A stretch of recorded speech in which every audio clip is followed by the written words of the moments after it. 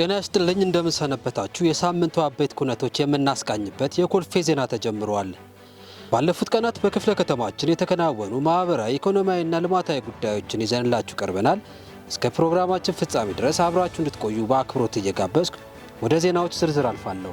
የኮልፌ ቀራኒዮ ክፍለ ከተማ አስተዳደር ለበርካታ ወጣቶችና ሴቶች የሥራ ዕድል በመፍጠር ኢኮኖሚያዊ ተጠቃሚነታቸውን እያረጋገጠ እንደሚገኝ ተገለጸ።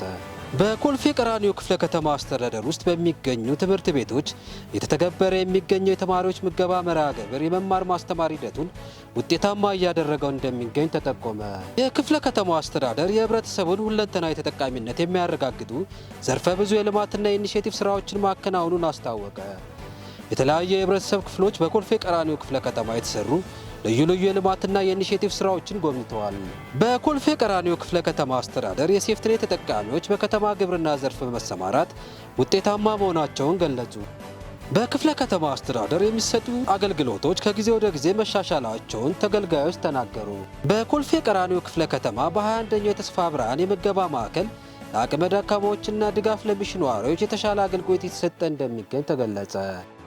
በኮልፌ ቀራኒዮ ክፍለ ከተማ የሸማቾች ህብረት ስራ ማህበራት የህብረተሰቡን የኑሮ ውድነት ጫና ለመቀነስ በሚያስችል መልኩ እየሰሩ እንደሚገኙ ተገለጸ። ባለፉት ጥቂት ዓመታት በኮልፌ ቀራኒዮ ክፍለ ከተማ የተከናወኑ ሰው ተኮር የአቅመ ደካሞች የቤት እድሳትና ግንባታዎች የበርካታ ማህበረሰብ ክፍሎችን ተጠቃሚነት እያረጋገጡ እንደሆኑ ተገለጸ። ሳምንታዊ የኮልፌ አበይት ዜናዎች ይህንን ይመስሉ ነበር። አብራችሁ ስለቆያችሁ እያመሰገንን መልካም ጊዜ ይሁንላችሁ።